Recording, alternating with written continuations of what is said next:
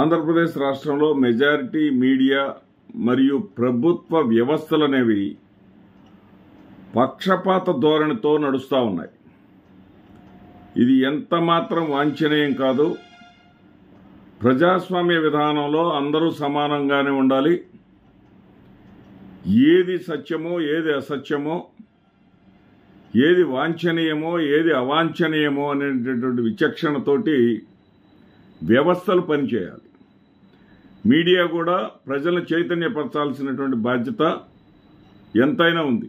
అలాంటి మీడియా పక్షపాత ధోరణితోటి ఒకవైపు వంగిపోయి పనిచేయటం ఆంధ్రప్రదేశ్లో మెజారిటీ మీడియా జగన్మోహన్ రెడ్డి గారికి వ్యతిరేకంగా వార్తలు రాయడమే జర్నలిజం అన్నట్లుగా ప్రవర్తిస్తూ ఉన్నాయి. ఎందుకంటున్నానంటే ఈ విషయం ముక్కోటి ఏకాదశి సందర్భంగా జరిగినటువంటి తొక్కిసలాటలో ఎప్పుడు జరిగినటువంటి ఘోరమైనటువంటి అపచారం జరిగిపోయింది. 6 మంది భక్తులు ప్రాణాలు కోల్పోవడం జరిగింది. దాంతో ధర్మాగ్రహం చెందినటువంటి ఒక న్యాయవాది కోర్టులో కేసు వేశారు. దానికి రిజిస్ట్రీ నంబర్ ఇవ్వాలి. దాని నంబర్ ఇవ్వలేదు. ఇవ్వకపోవటానికి ప్రధానమైనటువంటి కారణం ఏంటంటే ఆయన ఆ 6 మరణానికి సంబంధించి ప్రతివాదులుగా చేర్చినటువంటి వాళ్లలో ఆంధ్రప్రదేశ్ రాష్ట్ర ముఖ్యమంత్రి పేరు కూడా ఉంది.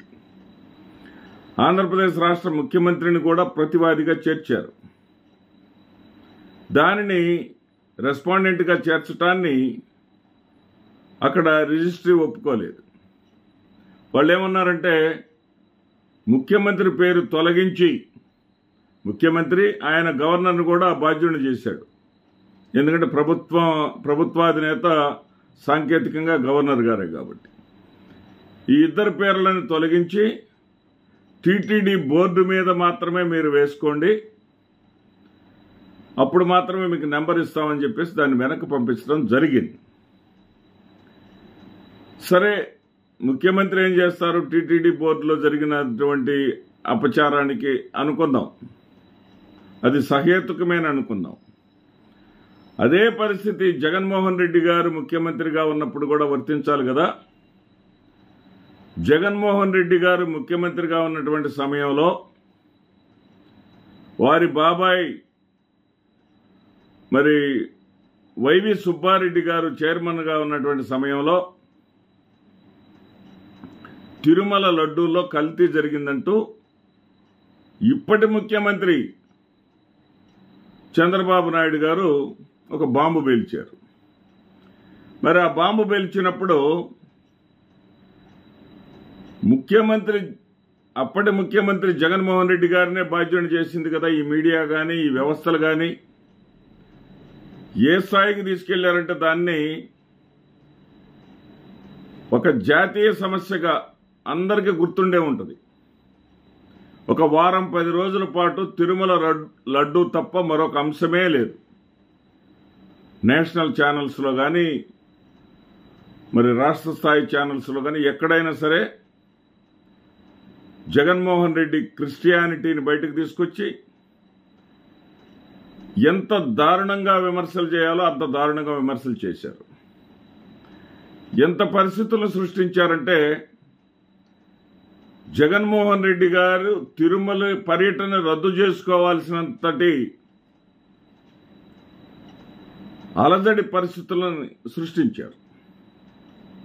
అక్కడ సనాతన మీటింగ్ని పెట్టేశారు. ఉప ముఖ్యమంత్రి ఎంతో దారుణంగా వ్యవహరించారు. మరి అదే రూల్ ఇక్కడ జగన్మోహన్ రెడ్డి గారికి వర్తించదా? ఎక్కడైతే 6 మరణం పాలైనప్పుడు ముఖ్యమంత్రి గారి పేరు ఉండటానికి వీల్లేదు, ముఖ్యమంత్రికి ఏం సంబంధం లేదు అని చెప్పేటటువంటి ఈ వ్యవస్థలు, ఈ మీడియా జగన్మోహన్ రెడ్డి గారు ముఖ్యమంత్రిగా ఉన్నప్పుడు ఒకవేళ నిజంగా కల్తీ జరిగినా కానీ, కల్తీ జరిగిందనటానికి ఆధారాలేం లేవు, సరే కల్తీ జరిగిందన్నా కానీ అప్పుడు ఉన్నటువంటి ఉద్యోగస్తులను బాధ్యులు చేయాలి కానీ అప్పుడు జగన్మోహన్ రెడ్డి గారిని ఎలా బాధ్యులను చేస్తారు?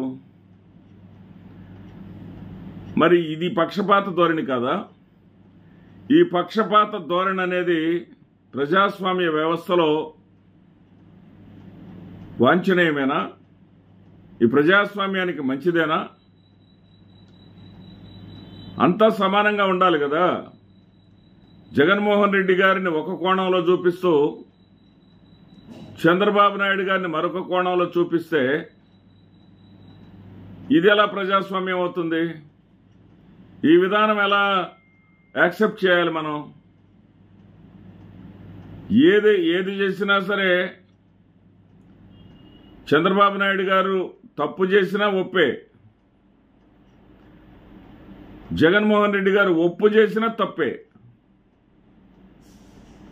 అమ్మఒడి ఇస్తా ఉంటే జగన్మోహన్ రెడ్డి గారు ఇచ్చేటటువంటి అమ్మఒడి ఒక బురిడి కొట్టించేటటువంటి పథకం అండి. అర్హులైన వాళ్ళకి ఇవ్వటం లేదని, ఇంట్లో ఎంతమంది పిల్లలుంటే అంతమందికి ఇవ్వాలని, మరి ఏదైతే ఇద్దరు పిల్లలుంటే ఒక పిల్లవాడు స్కూల్కి వెళ్తా ఉంటే రెండో పిల్లవాడు గేదెలు కాసుకోవాలని ఇంత దారుణంగా విమర్శలు చేసినటువంటి వీళ్ళు అధికారంలోకి వచ్చిన తర్వాత ఒక విద్యా సంవత్సరం మొత్తం కూడా ఎగ్గొట్టినా కానీ ఎవ్వరు ఏం మాట్లాడరు. ఒక విద్యా సంవత్సరం మొత్తం కూడా ఆ తల్లిదండ్రులకు కానీ ఆ బిడ్డలకు కానీ ఆ ఖాతాలో డబ్బులు జమ చేయకపోయినా కానీ ఈ మీడియా ఏం మాట్లాడదు, ఈ వ్యవస్థలు ఏం మాట్లాడవు. దానికి కూడా జగన్మోహన్ రెడ్డి గారే బాధ్యులు. జగన్మోహన్ రెడ్డి గారు ఆర్థిక వ్యవస్థను నాశనం చేశారు. ఆ జగన్మోహన్ రెడ్డి గారు నాశనం చేసినటువంటి వ్యవస్థని గాడిలో పెట్టడానికి మాకు ఇంకా సమయం కావాలి అని చంద్రబాబు నాయుడు గారు చెబితే దానిని హైలైట్ చేస్తారు, దానిని మాత్రమే చూపిస్తారు. జగన్మోహన్ రెడ్డి గారు ఆర్థిక విధ్వంసం చేశారు, ఆర్థిక నాశనం చేశారని చెప్తారు. జగన్మోహన్ రెడ్డి గారు కరోనా కష్ట సమయంలో కూడా ఆర్థికంగా ఆంధ్రప్రదేశ్ రాష్ట్రం దెబ్బతినకుండా చూసుకున్నటువంటి ఆయన యొక్క సమర్థతను గురించి మాత్రం ఎక్కడ ప్రస్తావించరు. ఇదే ద్వంద్వ నీతి, ఇదే వ్యక్తి పూజ అంటే. ఇలాంటి వ్యక్తి పూజ అనేది రాజకీయ ప్రజాస్వామ్య వ్యవస్థలో ఎంత మాత్రం వాంఛనీయం కాదు, ఎంత మాత్రం కూడా ప్రజలకు మేలు చేసేటటువంటి అంశం కాదు. నమస్తే. ఆంధ్రప్రదేశ్ రాష్ట్రంలో మెజారిటీ మీడియా మరియు ప్రభుత్వ వ్యవస్థలనేవి పక్షపాత ధోరణితో నడుస్తూ ఉన్నాయి. ఇది ఎంత మాత్రం వాంఛనీయం కాదు. ప్రజాస్వామ్య విధానంలో అందరూ సమానంగానే ఉండాలి. ఏది సత్యమో ఏది అసత్యమో, ఏది వాంఛనీయమో ఏది అవాంఛనీయమో అనేటటువంటి విచక్షణతోటి వ్యవస్థలు పనిచేయాలి. మీడియా కూడా ప్రజలను చైతన్యపరచాల్సినటువంటి బాధ్యత ఎంతైనా ఉంది. అలాంటి మీడియా పక్షపాత ధోరణితోటి ఒకవైపు వంగిపోయి పనిచేయటం. ఆంధ్రప్రదేశ్లో మెజారిటీ మీడియా జగన్మోహన్ రెడ్డి గారికి వ్యతిరేకంగా వార్తలు రాయడమే జర్నలిజం అన్నట్లుగా ప్రవర్తిస్తూ ఉన్నాయి. ఎందుకంటున్నానంటే ఈ విషయం ముక్కోటి ఏకాదశి సందర్భంగా జరిగినటువంటి తొక్కిసలాటలో ఎప్పుడూ జరిగినటువంటి ఘోరమైనటువంటి అపచారం జరిగిపోయింది.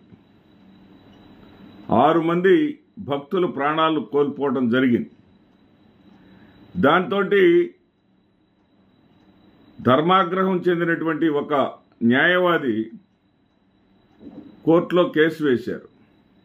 దానికి రిజిస్ట్రీ నెంబర్ ఇవ్వాలి, దాని నెంబర్ ఇవ్వలేదు.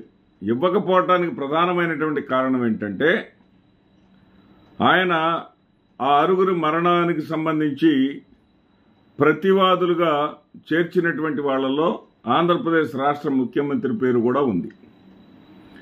ఆంధ్రప్రదేశ్ రాష్ట్ర ముఖ్యమంత్రిని కూడా ప్రతివాదిగా చేర్చారు. దానిని రెస్పాండెంట్గా చేర్చడాన్ని అక్కడ రిజిస్ట్రీ ఒప్పుకోలేదు. వాళ్ళు ఏమన్నారంటే ముఖ్యమంత్రి పేరు తొలగించి, ముఖ్యమంత్రి ఆయన గవర్నర్ను కూడా బాధ్యుడిని చేశాడు. ఎందుకంటే ప్రభుత్వాధినేత సాంకేతికంగా గవర్నర్ గారే కాబట్టి. ఈ ఇద్దరు పేర్లను తొలగించి టీటీడీ బోర్డు మీద మాత్రమే మీరు వేసుకోండి, అప్పుడు మాత్రమే మీకు నెంబర్ ఇస్తామని చెప్పేసి దాన్ని వెనక్కి పంపించడం జరిగింది.